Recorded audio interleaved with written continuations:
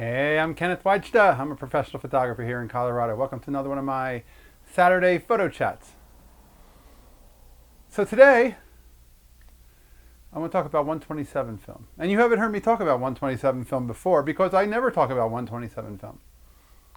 But I just picked up at a local sale a Yashica 44. And I thought, it's awfully cute. It's kind of like a baby Rolleiflex, which I love Rolleiflex. And it was very inexpensive. It was $20. And for $20, I thought, well, I don't know what I'll do with it. I guess I'll buy a roll of 127 film. Somebody is respooling, I believe, 120 film and selling it through Freestyle Photo. But it's something like $13 a roll. And I don't want to spend $13 a roll. And I do have one Patterson tank that has a reel that will expand to the 127 position, so I could process it.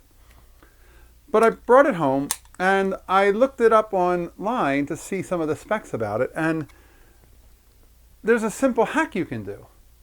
You can take out two screws, one roller, and you can fit a 35 millimeter canister of film into the film chamber with 3 pennies to take up the extra space. And so I did that. And so now this is a 35 millimeter camera.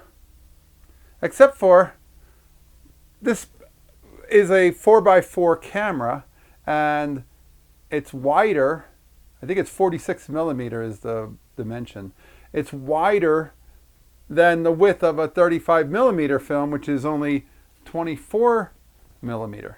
It's 36 by 24, and it runs vertically through the camera. So, since it's running down here vertically and being taken up on a take-up spool, I have to compose knowing that the two sides, left and right, are not going to be in the photo.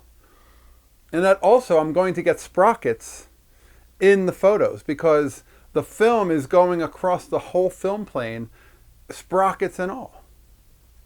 But I know that. I also know I have to tape up the back red window. The best way to do that is like I did with a piece of aluminum foil and then tape it. Aluminum foil is completely opaque and you can then tape it and then it guarantees it'll be light tight.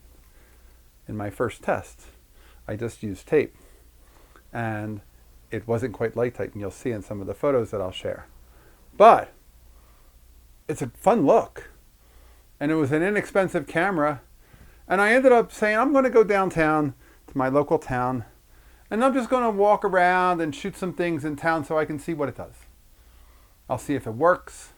I had another roll of film that had just gotten finished out of a Nikon. And I thought, you know what I'm going to do? I'm going to shoot a second roll and I'll just process them together. So I'll go shoot it. And I went downtown and I walked around and I met some people and I photographed them.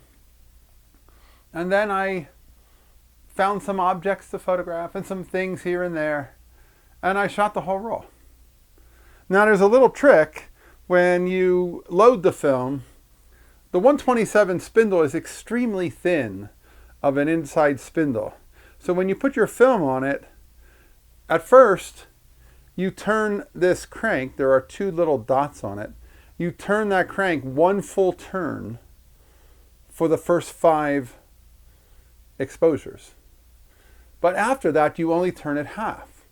Because as the spindle gets fatter, as film fills it up, 1 turn creates more area that it's pulling, and you end up with big gaps between photos. And if you want to maximize the film and have as little spacing as possible, don't go with an even number of turns. You only need to turn fully the first 5 exposures. After that, you can turn it half and you'll get about 25 images on a roll of film before it runs out. There's no film counter. You just have to kind of keep a track of it yourself. And the whole simplicity is you're shooting a camera with 35 millimeter film that's readily available, yet you're getting a little bit of the TLR experience. And I liked it. I really enjoyed it. And I wasn't really, after the sprocket look, I don't know that I really still am, but I didn't dislike it, and it's an occasional thing for a walk-around camera or something a little different. I have a hard time doing photos for no reason. So I walked around downtown and I thought, you know what I'll do is I'll create a whole set of photos of the downtown and I'll post about them on the local app Nextdoor. And I'll use it as a way to talk about why we should support our downtown. And that Nextdoor app, the photos have, been seen by hundreds of people, and now over 80 people have hit the like button, and so many people have commented on how fun it is to see photos like this and how positive it is to see a positive post about something happening in town and seeing the photographs, seeing the people's faces. And it's all because I'm walking around going, I have to do something with these photos. I have to create a series of photos I can actually do something with. And now I can't help but think I'm going to have to go right back downtown this weekend and shoot another roll so I can post it on Nextdoor again, because I have an audience that is clamoring for, they enjoy these photographs. And when you need 25 photographs, you make 25 photographs. I only use a dozen in my post, but you'll see the gallery that I'll put together for you. It doesn't use all 25, but I was shooting things, I was trying things, and the point is, I need to know that I have someplace to put something. I have no interest in shooting brick walls and test photos that have nowhere to go. And with this, it was a treat to be able to bring photos of the local town to people and to use it in a TLR. The people who came up to me are the ones who were photographed. The camera attracts people because it's so interesting looking. It's cute. And that's the trick. Now there are a few different versions of this. There's a Yashica 44A, which is what this is, which has a knob for advance. And then there's the Yashica 44 with a crank. I think that I've heard that the crank works well, but I think that this works better for being able to really fine-tune your spacing. And I think the 44A, which this one is the least expensive of the three. So if you're looking to find one, don't spend a lot and get the least expensive one. Get one in good working condition like this one. All right, that's the photo talk on the 127 camera. I never talked about that before. Hey, if you're enjoying these, hit the subscribe button.